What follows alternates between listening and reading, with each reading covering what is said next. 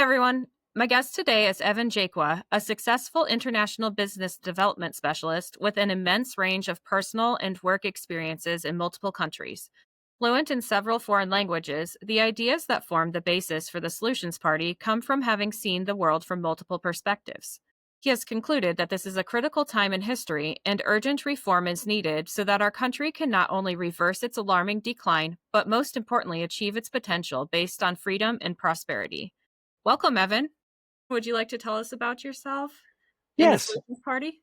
I'd be happy to. All I right. um I have had the opportunity to live around the world, different places, including many years in Japan.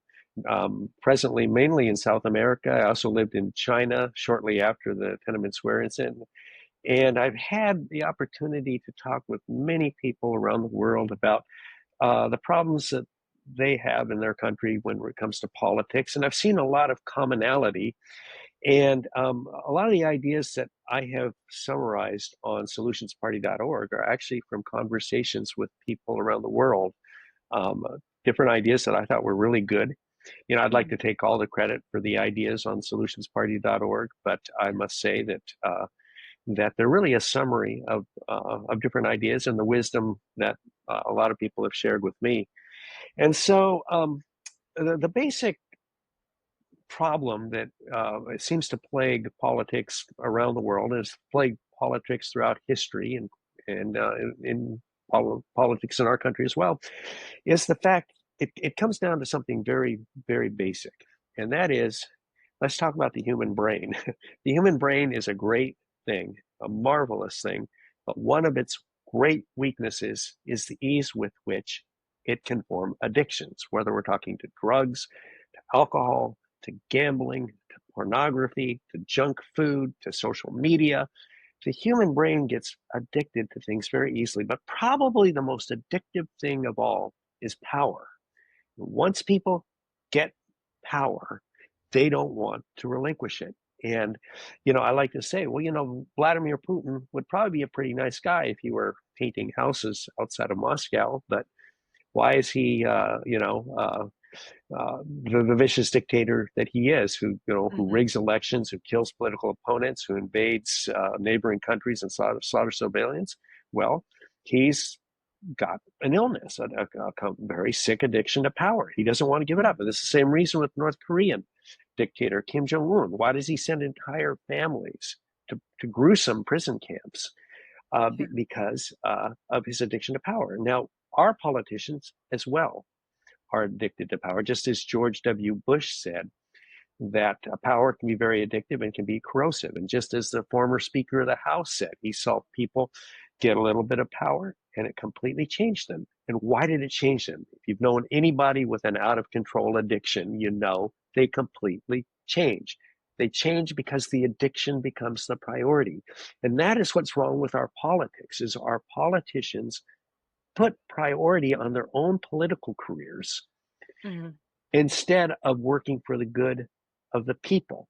And because they put the priority on their political careers, they form these perverse symbiotic relationships with special interests who help keep them in power.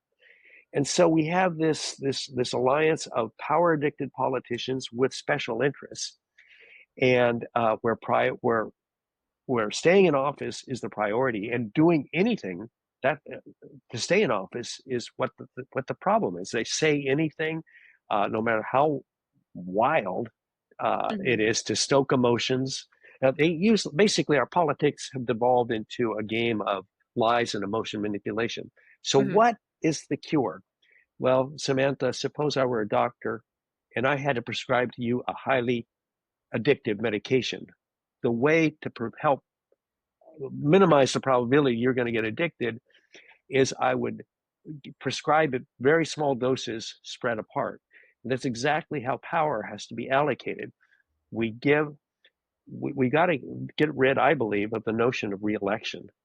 You Yeah. tell a politician you get one term, you one chance to make your mark on history. Reelection is not a thing. So you have to decide, are you going to do your best to really make a positive mark on history, or are you going to use that power, the sacred power of the people, for selfish purposes, and history will judge you accordingly. But we've Mhm. got to get the notion of reelection, because the minute reelection becomes a possibility, that's going to become the priority. So the basic idea in solutionsparty.org is that, but there are many other ideas because our problems are multifaceted and we require multifaceted and interrelated solutions. So that's why we talk about getting rid of the notion of the conventional notion of political parties. That's why we talk about how we make our journalism better, reforming our judiciary, along with a whole host of other ideas to Mhm. really address the weak points in our democracy. Yeah. I'm sorry, that's kind of a long-winded Yeah. explanation. No. No, I have noticed, and I've seen this more and more, that with starting this podcast, I've kind of become anti any politician at Exactly. some point, because you see the games that they play on both sides, and Exactly. it's like they talk tough to get some votes, and then it's like, oh, but the people who are giving me money or sponsoring me or going to help me get reelected, they don't want me to do these things that I promised to do, and then they don't follow through. And I think that the longer that you're in politics, the easier it is for the more chance there is for somebody to get their grasp on you, to persuade you to do things in their best interest, you know. Yes, exactly. The relationship is exactly analogous to a drug addict with a drug dealer. Mhm. The politicians are the addicts, so the ones addicted to power. The drug dealers are the powerful special interests and other allies in the quote unquote political infotainment media Yeah. who they form this relationship where I used to work on a cattle ranch. When the cow gets in heat, all the bulls come, and you don't want Yeah. to be with the cow. Well, it's the same thing. Power makes it's like a cow in heat. All of the powerful bulls come and want to be with that cow, and so this is the problem, and because they have this leverage um, over the politician. I mean, the worst nightmare for any politician is being primaried. That's Uh-huh. the thing they want to avoid at all costs. So to Yeah. avoid being primaried, so they can stay in power. So reelection becomes pretty much automatic. There's a 95% or greater chance that incumbents are reelected, and there's a reason for that because they have all the advantages of the party support, as well as very special interests who pump all sorts of money to feed misinformation and lies about both the candidate and the candidate's opponents. Mhm. And so, yeah, it all though comes down to the fact that our politicians, just like politicians throughout history, throughout the world, once people get power, they don't want to give up. It's a central theme of Lord of the Rings, so where the race of men become enslaved due to their out of control lust for power. Right. That book is actually written with that as a central theme, and that's why it's such a classic. And so we have to address that because our democracy will not function as long as we have politicians whose first priority is staying in office and are willing to say anything or do anything to do so. Mhm. Yep. Yeah. I also, the two party system. So I think that that's something that is working against Oh, anyone who absolutely. you yeah, anyone with good intentions who's not a Republican or Democrat. It's so much harder for them to get anywhere, and I think Uh, it's set up like that on purpose, Oh, like. exactly. In fact, George Washington, he warned against political parties, Mhm. and with good reason. As Carroll Quigley, the famous historian, said, he wrote a book, a classic book called The Evolution of Civilizations. And one of the reasons civilizations fall is because the institutions or the organizations become institutionalized. Well, that means the priority of the interests of the organization become more important than what the organization actually was set up to do. An example is the Communist Party, which was a party that was set up to, empower workers, but it became a powerful, vicious cult that Yeah. basically only benefited the party bosses. The same thing with the Democratic and Republican Party. Their priorities The priorities of the party supersede even the priorities of the country. And we see that in the Mhm. judiciary appointments. If our political parties were really interested in strengthening our democracy, they would try to make our judiciary independent of politics. But instead, they try to make the judiciary an extension of their own political parties, which is Yeah. extremely damaging to our country because nobody believes the judges anymore. It's like, okay, is that Right. an Obama judge or is that a Trump judge? And it's terrible for a democracy when we can't trust our judiciary or we can't trust our Department of Justice because they've been Yeah. so politicized. And all of this, yeah, that's why I propose that we put a 12-year limit on government recognized political parties. And so the idea is after 12 years, they have to be disbanded. The new parties cannot be led by leaders of the previous parties. And in that Mhm. way, you get the best of both worlds, where you get political parties which function to allow people with similar ideas to organize and present candidates accordingly, but they Mhm. don't exist so long they become tribal, which is what we have now. They're broken up. And then the new parties, some people might say, well, won't they just be carbon copies of the old one? I don't think so. I think somebody wants to start a new party. They're going to do so with new ideas. They're not going to say, we're Yeah. just like the last guys. So Yeah. that's why I think we have to really completely rethink the notion of political parties and put a time limit on it. Otherwise, they just become tribal, which is what we have now. Yeah. And I do think that if you did it that way, or if we were to do it that way, more people would be involved in politics because they'd realize, "Oh, I have a better chance now." Like you can't, Exactly. Yes. so Exactly. And so, we've got to, besides, as I said, the first thing is getting rid of reelection. We have to reform this whole notion of political parties because right now it's just insane. Like, for Mhm. example, let's look at our presidential election. Why is it that a few counties outside of Phoenix, outside of Philadelphia, outside of Milwaukee matter more than all of California, or matter more than all of Texas, or matter more than all of Florida? You see, Mhm. this is actually this mindless tribalism is actually very beneficial to our political parties because they have entire groups, entire states of automatic, voters. And Yes. so, like, Trump didn't have to do any campaigning in California, nor in Yeah. Florida, and Right. Kamala Harris. And so they were just putting all their money into a few purple counties and a few purple states, which is insanity. Yeah. It's insanity. And so this tribalism is not just by, what do I say, just by chance. I believe it's actually by design because there's nothing more than politicians and political parties want than automatic voters, non thinking voters who are just Mhm. voting for tribal reasons. So, yeah, we've got to break and get rid of forever this idea of permanent political parties. Yeah. And What do you I think think about I agree. People will get excited, new yeah. party, new ideas, and let's put some rules in about lying when you campaign for office too. And Yeah. so anyway, I'm sorry for interrupting. Oh, no, no, you're fine. You're totally fine. But yeah, I mean, yeah, right now, if you want to run for president, you either have to have a lot of money, Mhm. um, or have relatives that are already in politics, and Right. so Yeah. they've already been bought, basically. But Right. what do you think about the Electoral College? Oh, I think it's a disgrace.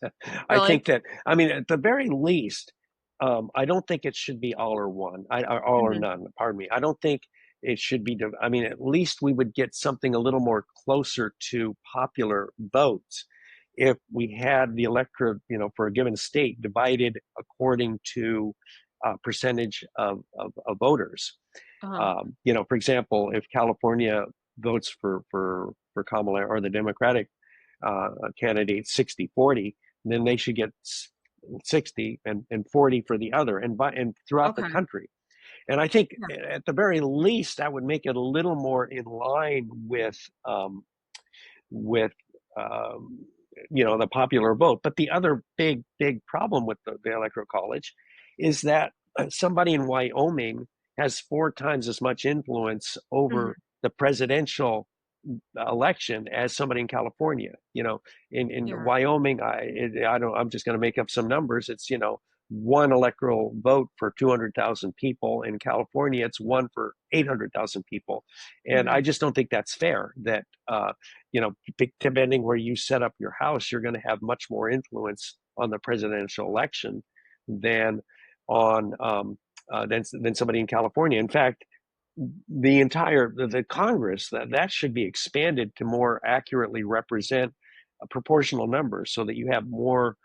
You have, say, a rule of one representative for every 200,000 people, and if you Okay. did that, you would have much more fair representation Hmm. in Congress. So, and those the Electoral College and that, I think, are kind of linked together. Yeah. Yeah.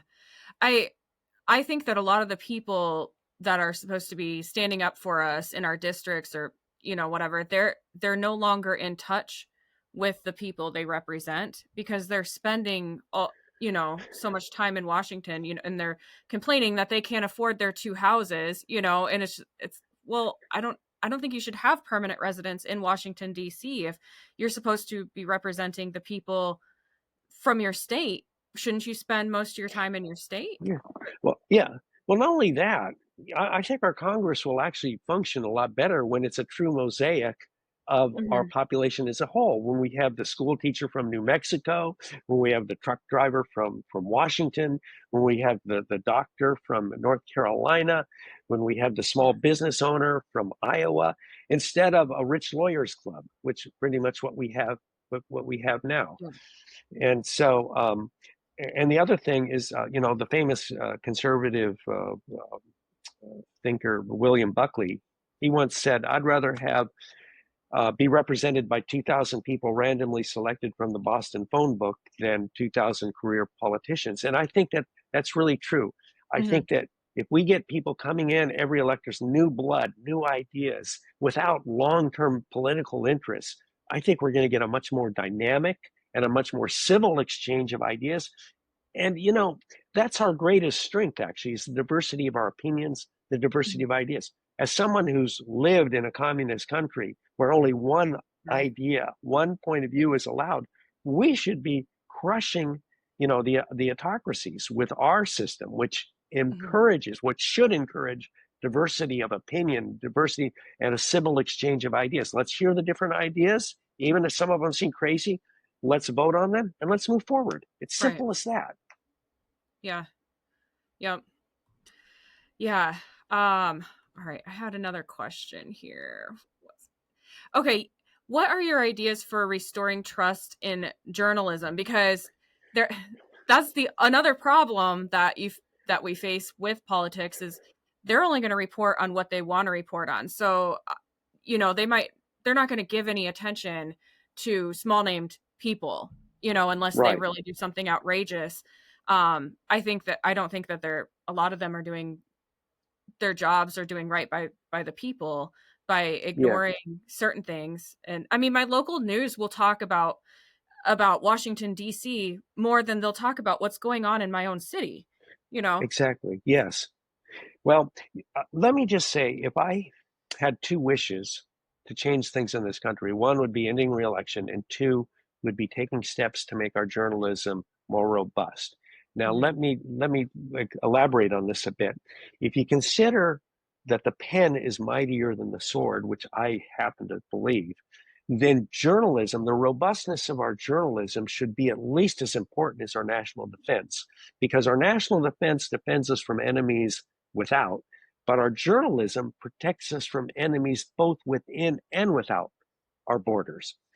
And what has happened with journalism is that in the old days, setting up a newspaper or a television network or a radio network was a huge investment. Like for a newspaper, you had to have printing presses, you had to have reporters, you had a way to distribute the papers, you had to have an advertising department. It was a major endeavor. Now, any Joe with a laptop and a web page can start a quote unquote news site. So the conventional model of business, the business model of news has broken down. And what has happened is that in this information chaos that we have now, nobody knows what the truth is. And politicians love that. because when there's uncertainty about what the truth is, they can control the narrative. If they don't like a news story, they can just say it's fake news. And this is exactly what the problem is. We absolutely need to have reliable, trustworthy journalism that provides a common set of facts that Mhm. you know will call out politicians when they lie or when they're not being truthful or when they say something that just is wildly unrealistic. And so how do we get back to that? Well, the ideas that I propose is, you know, we certify doctors, we certify lawyers, we certify truck drivers, we certify database engineers. We should certify journalists and we should certify news organizations. For example, if you get a degree in journalism, you'll automatically qualify to be certified as a journalist. But in addition to that, you give them grades. And so, like for the neutrality of their article, the you know how well written the article, Mhm. the relevance of their article, and this would apply to news organizations as well. So if a news organization just becomes a propaganda channel, like what we see these days, they Yeah. would lose their certification. Now they can still that we're not taking away their free speech; they're just not going to be certified. And Okay. so, why is this important? Well, suppose Samantha, I'm a bad guy and I make an AI deepfake video of you and I publish it and I Mhm. say, well, look what Samantha is doing. You know, how are people in the future going to know if that's real or not? Well, the question Right. will be, is that on a certified news site or not? If it's on Joe Blow's World News website, okay, we can pretty much conclude it's probably a fake.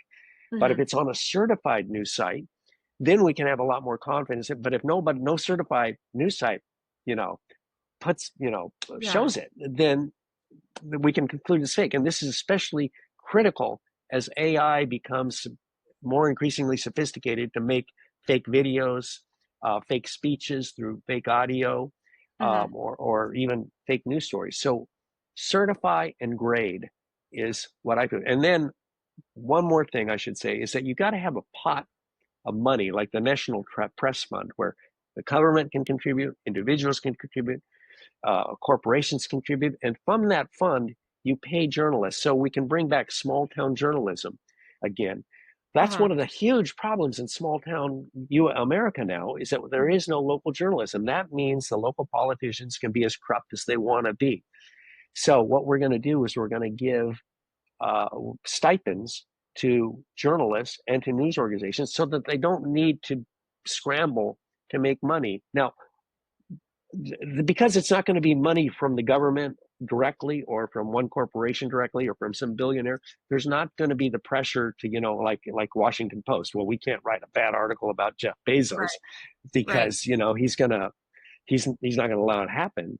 Right. Or when and um so you have to have a national press fund in addition to certification and grading, and that way, I think we can make our journalism much more robust again and make it a career that people can get into again. Because like who Mhm. studies journalism anymore because there's no money in it? Well, now Right. you can study journalism. You'll get your degree. You'll Mhm. start qualifying for a stipend, and the more articles you write, the better they write, the more you'll get paid.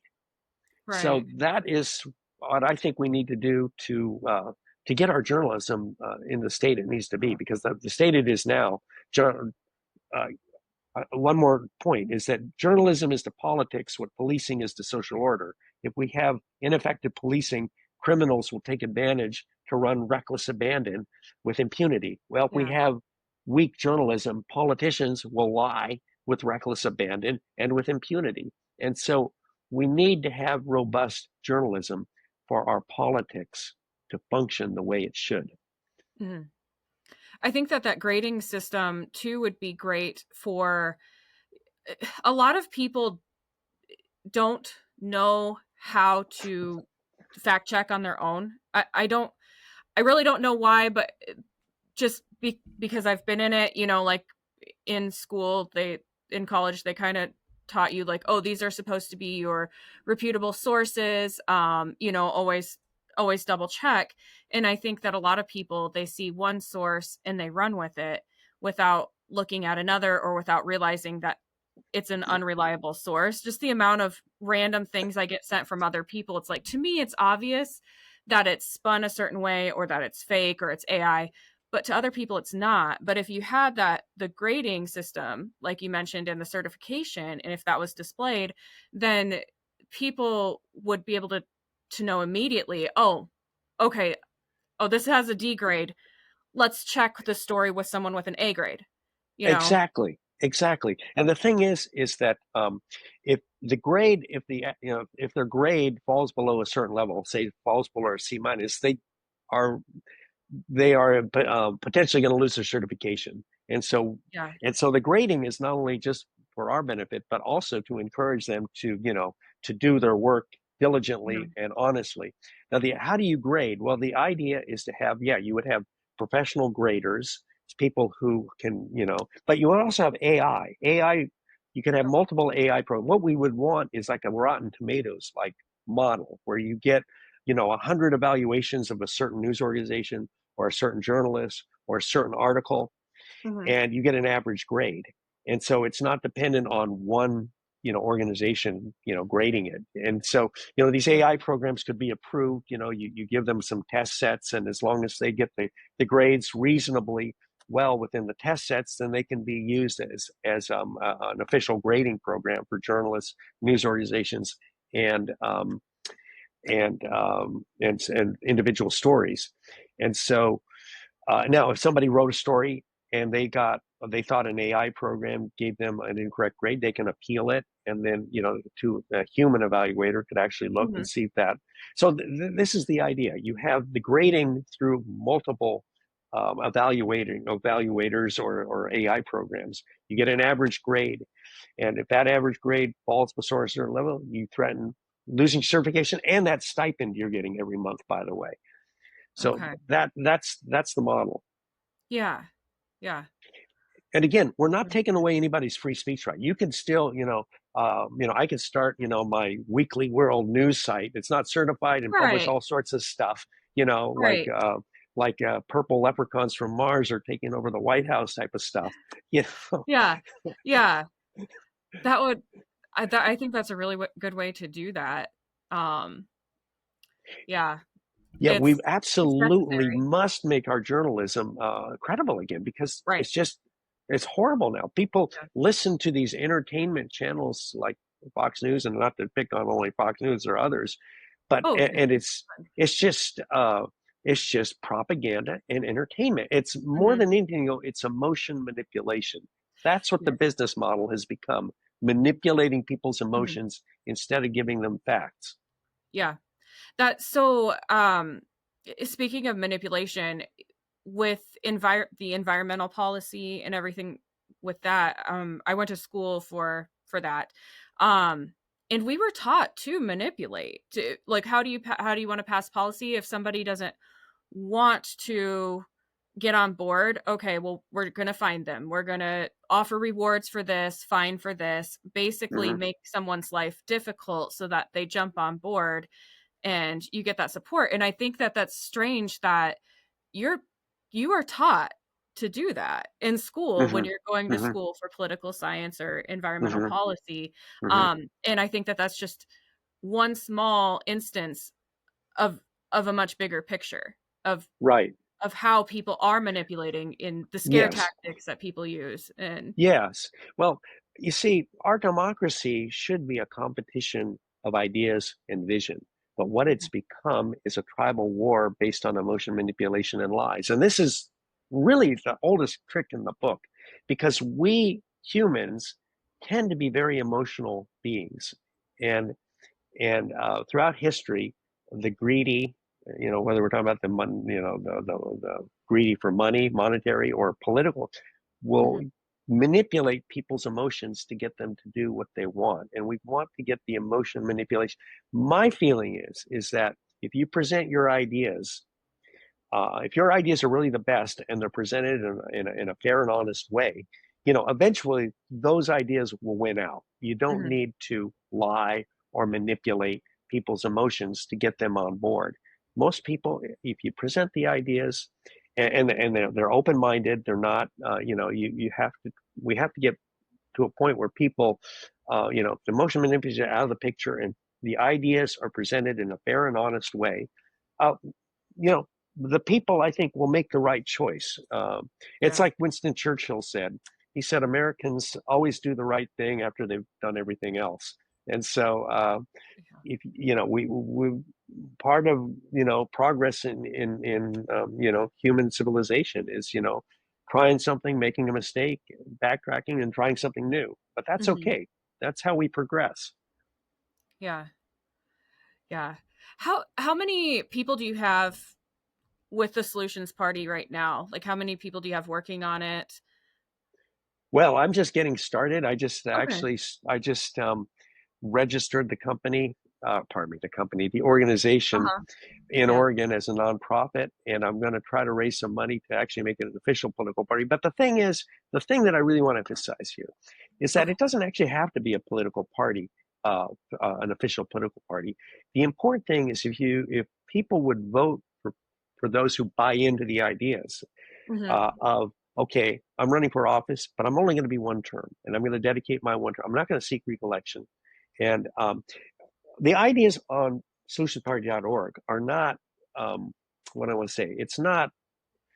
There's no cancel culture here. If somebody's got different ideas, that's great. But the only non-negotiable ones are, or I would say that the two non-negotiable ones are, you can't seek reelection. You promise to only serve one term, and you're not going to seek another office while you're currently serving. You'll promise to wait 2 years after you've finished your term in office to run for another office, never the same one again.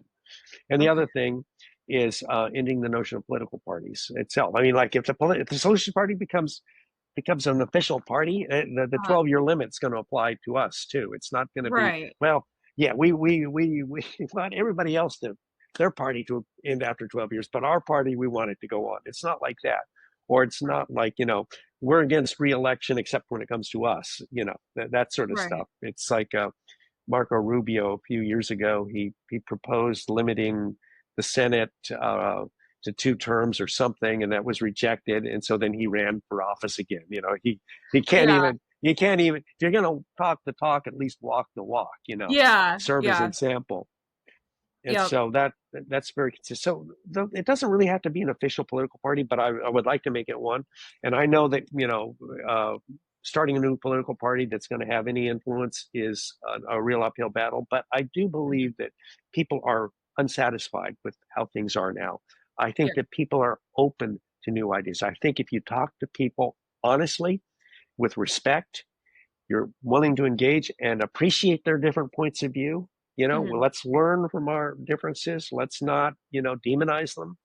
Yeah. I think the country is ripe for real change, and I think that this is a critical point in history because, well, I can explain that in more detail why I believe this is a crucial point in history for us to get our act together. But Uh-huh. I don't want to keep talking without giving you a chance to interject. Oh, it's okay. Yeah, no, that's you can keep going with that. I have an unrelated question later. So, Okay. Well, let me just say this. Throughout the vast majority of human history, societies, nations have been run by having a small group of all powerful elites and then having the rest of the people. And democracy is an experiment to turn that on its head, where you actually give the power to the people. And, and there are a lot of people who don't like democracy, the powerful don't like it, and they want to go back, they want to take us back to a world where small groups of elites, rule over the mhm, rest of us. Autocracies, basically, mhm, autocracies and their cronies, and they're very powerful country or throughout the world. There's a real rebellion against democracy.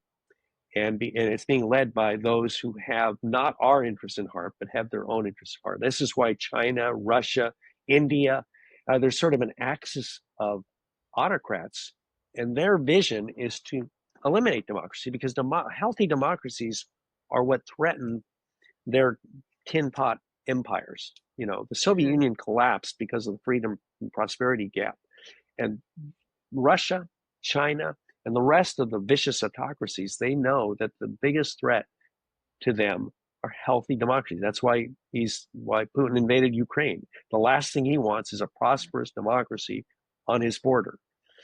And so the problem is that democracy collapses now. The technology exists to ensure that it will never return, just like in China. Constant surveillance in combination with AI, where they can monitor every conversation, every movement. And in fact, according to a Scientific American article, before long, we're going to be able to read thoughts. And so Right. you can imagine how that would be used by autocrats, where everybody's got to wear a helmet. It's reading the thoughts that's being automatically sent to AI, and any thoughts that are deemed, uh, you know, um, what's the word I Unfavorable want? or Unfavorable, yeah. yes, unacceptable.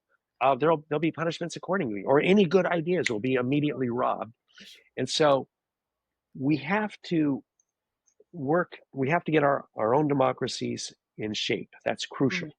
Once our democracies are in shape, the freedom and prosperity gap will eventually cause the autocracies to collapse.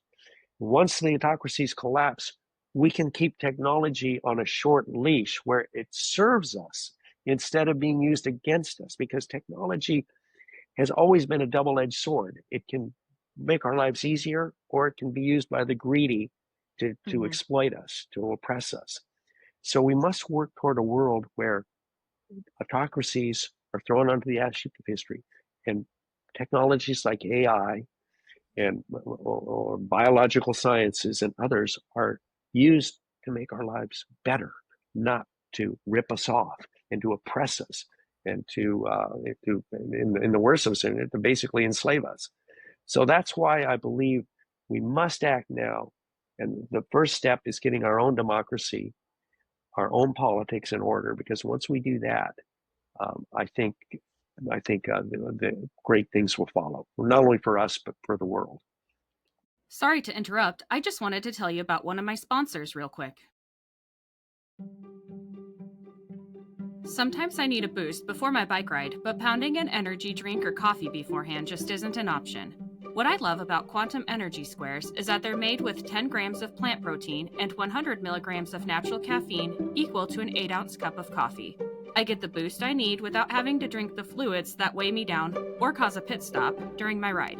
They have over 2,500 reviews, with customers raving about their delicious flavors like caramel almond sea salt and my favorite, dark chocolate pink Himalayan salt. My discount code gives you 25% off your entire order, and it's currently the best deal available. Just visit quantumsquares.com and enter in my promo code JADE, that's JADE, at checkout. Yeah. What do you think about Elon Musk's involvement in politics? Do you think he could be Well, used? I mean, he obviously has been useful. Um, he doesn't seem happy with the Republican Party, and he yeah, does seem like he wants a lot of change brought. Do you think that that would be yeah. someone that would be? Well, I don't think you see, the real change is not going to come from some genius. Real Hmm. change is going to come from everyday people. Like I say, the truck driver in Utah, the school teacher in Arizona, the Yeah. grocery worker in Massachusetts. That's where the real change is going to come. Now, the problem with people like Elon Musk is that success tends to go to people's head, Yeah. and they tend to think of themselves as somehow on some higher plane than the rest of Mhm. us, some caste. That's why Donald Trump, he talks about his quote unquote winning gene. Uh, you know, Yeah. uh, um, that what that is. That's exactly analogous to there used to be a concept called divine right of kings in Europe, which meant that kings were kings because God had made them so. Well, Right.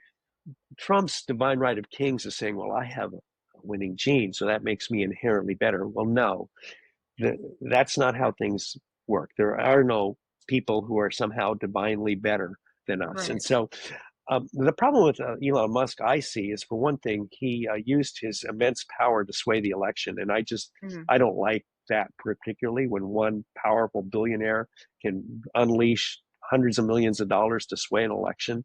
you Right. know, he has his right to his opinion, but let's Right. get the opinions out there. Let's get the ideas out there, and let's let the people decide in a fair way. And Mhm. number two, when it comes to government reform, now in solutionsparty.org, I make some ideas to make our government much more efficient. Now, Yeah. who isn't for government efficiency? But the problem is when it's carried out by one political party, it's Yeah. going to be done for the benefit of that political party. It's not Mhm. going to be done in a neutral, a disinterested way. And Yeah. that's why, I would rather see government reform by having a professional cost benefit analysis of the different, like USAID. Let's have a real professional cost benefit analysis. And then Mhm. if we decide that, yes, okay, it's worth the price, let's go in there with auditors, professional auditors who can go in and actually locate the waste in a disinterested, Right. non-political way. Never get your facts from politicians. So when Yeah. politicians say, oh, yeah, we're getting rid of $80 billion of waste here, okay, I just don't think you should believe that. I think that, let's Right. get that information from a neutral source, not from a Right. politician.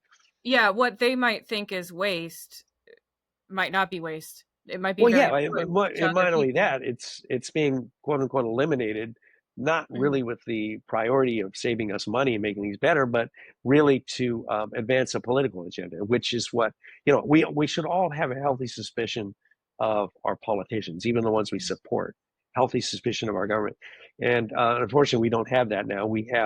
Uh, we have some people who put politicians on a pedestal and will believe anything they say, Mhm. and others who um, well, let's just say that yeah, we have too much of the blindly believing of what our politicians say, and we Yeah. should never have that. Yeah, I agree with that. It's it, well, and then you'll see people turn on each other if someone does question someone from their own party. It's like that's not Yes, I see John Fetterman getting a lot of hate because he has shown support for Republicans. He's a Democrat, and he's still a Democrat. He still has Democrat ideas, but his the people he works with are, you know, upset that yeah. he's using common sense with some things. Oh, oh, oh, Like oh, of course. And just like with Liz Cheney or with Thomas Massey, look Mhm. at Yeah, they. Why do what really gets to me is that they'll talk about how bad cancel culture is, except when it comes to their group. Then right, they're all for it. right, And yeah, and the thing is, it's like with this New York mayoral candidate, the one who's got some communist ideas, and okay, hmm look at let's get rid of the cancel culture. Let's hear the ideas. We might not like the ideas, but let's keep an open mind and hear them. Let's get rid of the cancel culture. Just like, in our universities, I'll just give you a little personal story. I went to a very small liberal arts college, and it was liberal in every uh-huh. sense of the word. And I was a young Republican. I had just Yeah, gotten voted through voting for Proposition 13 in California. I was anti-Soviet, was pro-capitalist, and I got into a lot of heated arguments, a lot of emotionally charged arguments with my hmm or discussions with my fellow students. But I can tell you this: after all the heated arguing, after all the intense debating, after all of the counterpoints and points and counterpoints that we made, we could still go and have dinner together, go have lunch together, right, go get coffee together, go study together, laugh together. Because although we had different points of view, we all appreciated that we all had the best, our hearts were in the right place. And yes, that's what we want. We want our colleges to be a place where people can exchange ideas freely without being demonized or ostracized. And that's exactly how we want our yeah, politics too, where people, yeah, let's not just be lemmings. Let's come up with new ideas and listen and appreciate the different points of view. We don't want yeah, Fetterman to be ostracized. We don't want Massey to be ostracized. Let's right, let these different points of view. Why do we want lemmings for our politicians? It's just ridiculous. hmm yeah, and I in a the way that people respond when someone does just say, "I don't agree with that," it's like, "Oh, you're dead to me." It's like Right. everyone Yes. has the right to their opinion. So Yes. they don't agree with you on this. They can still be an ally. They can still help you. They can still be useful, just not on Exactly. this Why do topic. we want to just engage in a grief fest? It's like, Right. listen, it, if you got your point of view, let me hear your point of view. I'm very interested to know your point of view. You know, um, it'll make me consider things from a Hmm. from a different point of view, and hopefully become better. But Yeah. people, um, it's almost, yeah, who doesn't like to be with people who agree with you? It's always Right. much easier. But what happens, it becomes very oppressive, is that Hmm. you're afraid to express. Do you have any reservations about what this group is just sort of thinking in lemming like style? Yeah. And we want to, I believe we want a country of what's crucial, of free, independent, responsible thinkers, because that's how you make a great country. Not with Mhm. people who just agree in groupthink type situations, but where we Yeah. have a population of free, independent, responsible. And that's the greatest gift we can give our kids, is to have them graduating, having heard of different points of view, um, Yeah. across the spectrum, whether we're talking politics or something else, but Mm. teach them to keep an open mind and, again, be free, independent, responsible. Indoctrination is what they do in North Korea, what they do in China. And we don't want that. Yeah. We don't want, that's never in the best interest of the indoctrinated. That's about maintaining control over the indoctrinated. If you really love your kids, you really care about your kids, you're going to do everything you can to help them become free, independent, responsible thinkers. And that's how Hmm. you make a great country, too. Yeah, I worry about my nieces and nephews, like, when they go off to college. I'm like, we live in a small town area, and then you mix with other people. And I remember when my little brother went to college, it was a culture shock for him at first, but as long as they have an open mind, and it's fine. It's Yes, just harder in these small town areas. And with people being so hostile, I was more worried about my nephew going to college than like my brother, because it's like, well, back when my brother went to college, new ideas, different opinions were more accepted than they are right, today. And right. they're both fine. Everybody's fine. It's just, you just kind of worry with Of course, yes. this. But, we want our students to be in an environment of what I call harmonious conflict, because that's how you get better. You don't get Yeah. better by just being with people who agree with you. You get Yeah. better by engaging with people who have got different points of view. An army's not going to be great if they're just sitting in the barracks all the day, or a boxer's not going to get great by just, shadow boxing. You got to get out Yeah. there and grapple and hear the different points of view, and that we want. And having your I think you said your nephew Mhm. um, there, yeah, that's a very, very important perspective for other students to have, a small town perspective.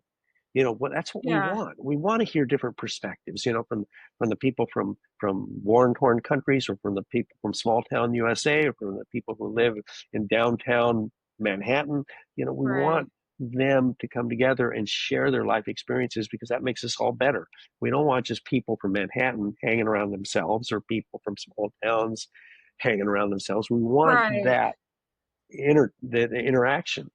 Mhm. Yeah. Yeah, I guess I never thought about it that way, cuz yes, I mean, when you're voting too, someone from a city's might vote differently than someone from a small town, and their important issues might be different. Not just. Exactly. Yes, Yeah. but I think, though, um, I think it's really sad that we have this such a huge gap and division between the large city populations and the rural populations, and it, Mhm. it really shouldn't be that way. Um, I think that if our politicians were really working for us instead of themselves, we could have prosperity.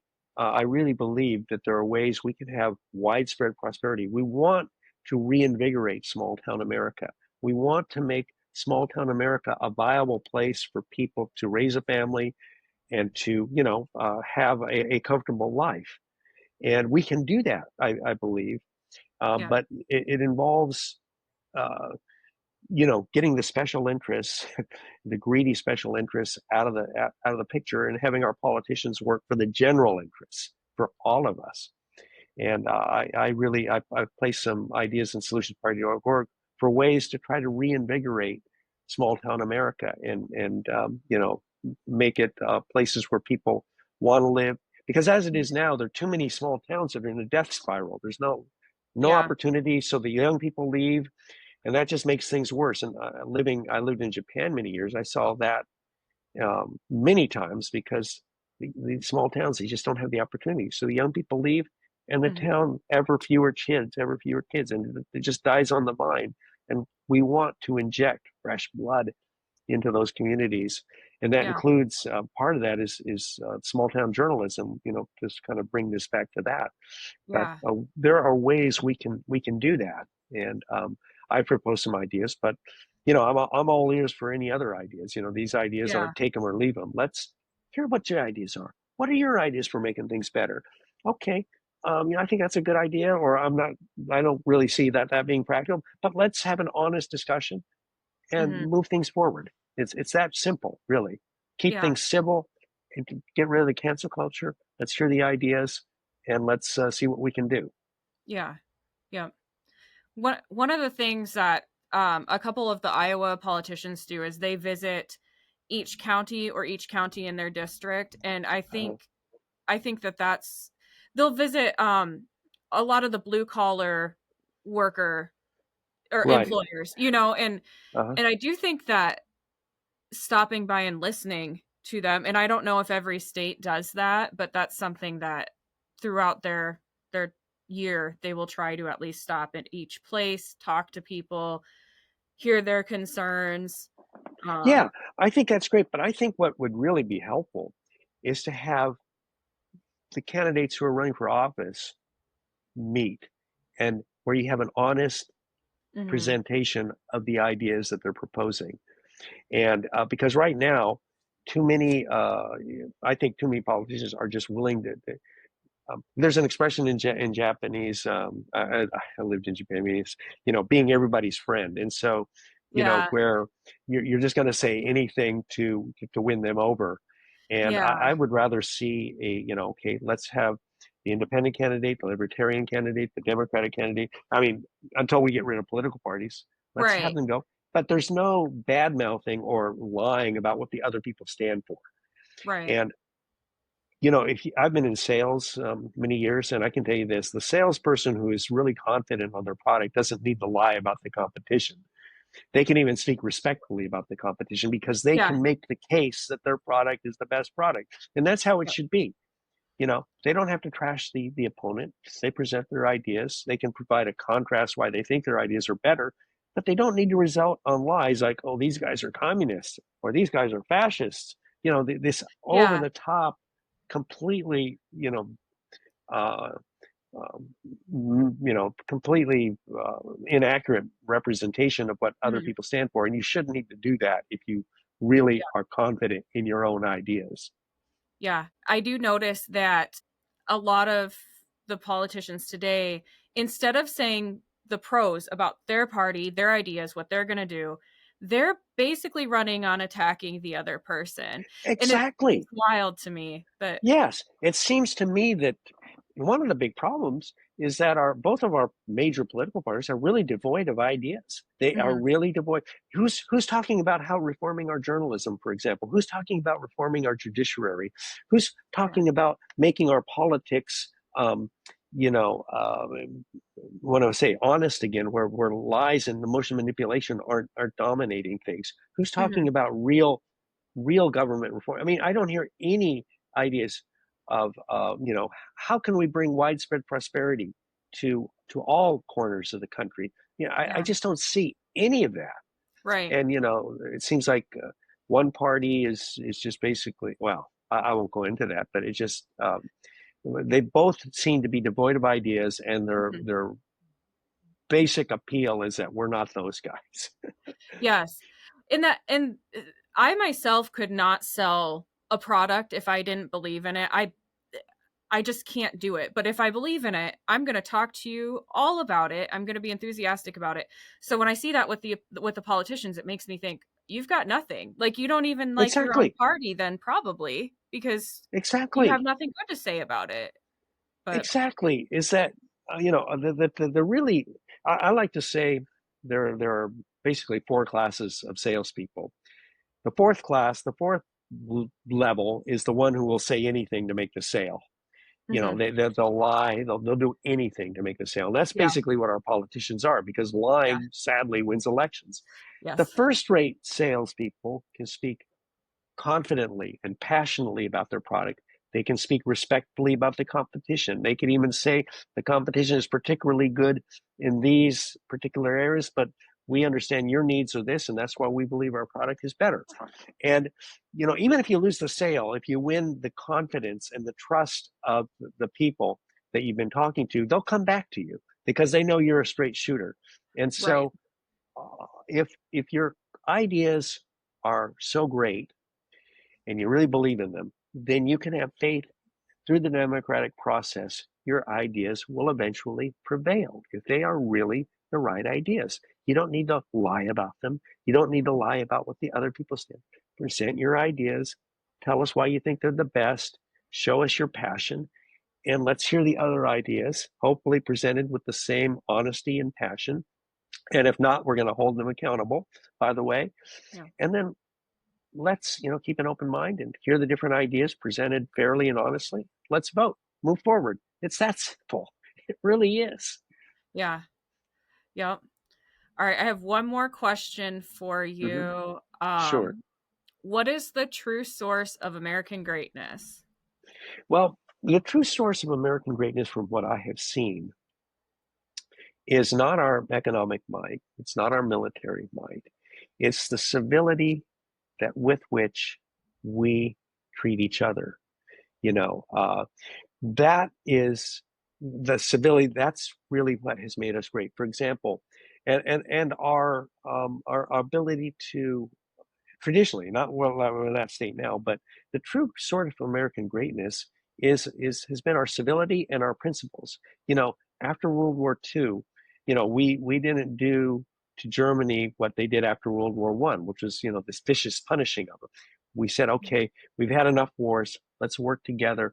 Let's get the hate, everything out of the picture. Let's work on making our former enemies prosperous. Wasn't this we're going to punish them, we're going to hate them, and that is a true example of American greatness. And one of the things that somebody once told me in Japan that was very made a very big impression on them is that when in Japan during the war, it was very common for a higher officer to just disparage and insult the lower officer. Then that officer would do the same thing to the lower officer, all the way down the totem pole. But when they saw the American troops treating each other with respect and professionalism between the general, the colonel, the major, and the captain, Hmm. that made a huge impression on them. And that civility is one of the reasons why Japan is such a great country, because we set such a good example. So the true source of American greatness really is the respect and the civility that we treat each other, and we're losing that. I participate a lot on X, Twitter, and it's just vicious what's going on there now. And Yeah. it shouldn't be that way. We should be, let's treat each other with respect, civility. That's how you make a great country. That's how Hmm. you make it great, not by insulting, calling names, hating, by respecting and having, what I like to call the good old American affection. I like to go running, and when I cross eyes with people on the path, we smile and we give each other a Yeah. greeting. And I don't think, did this guy vote for Trump or did this guy vote for Biden? Right. Or when I'm on a customer support call, when I call customer support and then they're being real helpful, I don't think, oh, is this guy a Trump supporter or is he a Biden supporter? We engage. We Right. we say jokes. Oh, you're in Atlanta. Well, those Falcons sure aren't doing very well, are they? We create this banter Yeah. that I don't see in any other country. This Yeah. good old American affection that we have that we're losing. But Yeah. we need to get back to a point where yes, we have that good old American, good open heartedness and Hmm. civility, and even when we disagree. And so that's what I believe the source of our greatness is. Yeah. Yeah. I you just make me every time I go out and run errands, I'm chatting with a stranger about something, even, just and we have the saying Iowa nice. So we're still pretty civil with each other. It's almost Yeah. worse if you know the person And I do think over COVID, things made it worse with the wearing the mask, like versus not wearing the mask. I think that almost divided people a bit. So, um, whether you like masks or not, I'm glad they're gone simply for that one reason. Because if you were wearing a mask and someone wasn't, and you believe they should, you automatically were like, oh, this person's putting me at risk, or the Yeah, opposite, oh, that it's person's stupid, they're wearing a mask, you know. Um, oh yes, it became a cultural issue, and that's the one of the great tragedies of our country is that our politicians are now looking for every opportunity to either stoke current cultural war issues or make new ones. mhm, And you know, it's just because this mindless tribalism, this mindless division yeah, benefits them, yeah, and it's really too bad that yeah, like you say, that the mask issue became so politically charged. It should not have been so politically right, charged. If they had explained, I think if they explained better, and maintained a consistent message, I think we could have avoided a lot of that. mhm, But I mean, I'm just thankful that, thank goodness, we got like smoking banned from airplanes and restaurants before this culture war issue became, because you can yeah. imagine now Oh, how I that would know, be, I know. if yeah, if they tried to ban smoking now in an airplane, how many would rebel viciously? Yeah, just because it was one side trying to do it, it probably wouldn't even Yes, matter who it was. It's just exactly. Yeah, I mean, that's thank really something to think goodness we got or the seatbelt issue. I mean, about. imagine we got that law when it Yeah, mhm, was before we just went off this completely crazy culture war spiral, yeah, and but it's really it's we really got to um, do what is necessary to tone down the emotions and focus in on ideas. And so, yeah, but I'm optimistic. I really am. If I weren't, I wouldn't be doing this. I really yeah, believe that you talk to people with respect, you listen to their point of view, you present mhm, your point of view. Um, I believe the vast majority of the people in this country um, are open to to change, to real yeah, change. yep, I agree. I think the time is now, really, because so many people are fed up with Yes, it we're in all sick of general. it. They want We're all so change. sick of it.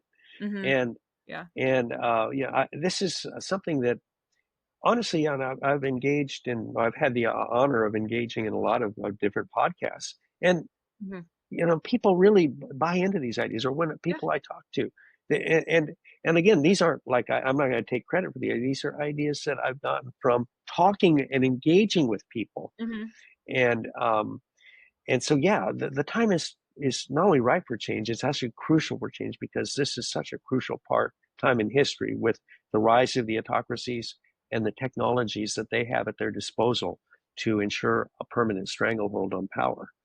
And yeah, as a matter of fact, I have an article there called "The Coming Cast of God," where you get these not only these very powerful elites, but they can use technology to basically achieve almost godlike powers, where they know everything. mhm, They can punish people. With as medical technology advances, they can extend their lifetimes, yeah, and become almost, I won't say immortal, but extended. But they can also mhm, use that technology against political opponents to torture right, them for eternity. And this is a real crucial time where we've got to address the out of control political greed, the out of monetary greed. Some greed is a good thing, but what happens is like with any addiction, once it gets out of control, bad things happen. You know, yeah, it's like with alcohol. There's nothing wrong with a couple of beers during the Super Bowl or right, that glass of wine after dinner, but the yeah, problem is, or going gambling. Blowing off some steam for a couple of days in Las Vegas. What the heck? But when these mhm, things get out of control, bad things happen, and that's the same thing with out of control monetary greed, where companies will lie to us, yeah, even or politicians who will lie to us because their greed for power or for money is just out of control, and that's really the fundamental problem when mhm, you think about it. yeah. Yeah, I think that all of the ideas that you propose are great ones, and the What? only people I think that would be opposed to those are the career politicians. So, 'cause, Exactly. you Yeah. know, I and mean, there who shouldn't be we career politicians either. They exactly. shouldn't be in there for Yeah. their lifetime. That's not what it was for. I mean, yeah, who are we taking on? We're taking on the career politicians. We're taking on the entrenched political parties. We're taking all their special interests who have Mhm, a vested interest in supporting the status quo. And so, yeah, we're going against some but the people still have the power in our country. The people still retain the power. And as long as the people retain the power that we can change things through elections, there's hope. There's hope that we can make things better. mhm. It's when the people lose the power is when there will probably be very little reason to be hopeful for the future. Right. Okay, so the Solutions Party, I will put the link to the web page in the show notes. Is there anything else that Perfect. you want people to go check out? Obviously, those Well, music videos on yeah, you. there. It's the motto I put at the end of all of these creative projects is let's change the country and have fun doing it. Let's have fun. Let's get excited. Yeah, And so this doesn't have to be all dour politics. Let's have fun. Let's and so I participate a lot on X, and I X, unfortunately, as I said earlier, has become almost a loony bin of just really weird, vicious people. But yeah, I always treat all all even vicious responses to some of my tweets with respect. I don't ever engage in insults. At least I try mhm, not to. And so anybody who follows me on X, you can be assured that I respect and I really appreciate any feedback you give. mhm, Um, Even if you respond to me in a very insulting way, I will respond to you with civility and respect. yeah, And so hopefully you won't respond to me like that. But if you do, I'm not going to let that get under my skin. yeah, That's the thing. We can't let all this stuff get under our skin. okay, yeah, yeah. And are you under Evan Jaqua on X? Um, I'm actually underscore solutions party. Okay, okay, perfect. Yeah, sounds good. All right. Well, I really appreciate you talking. This was very interesting, and I think you had a lot of good ideas. So I Well, hope that Samantha, this has been an honor for me. I can't tell you how much I've enjoyed this. I hope we can do it again sometime. yes, I'll talk to you soon.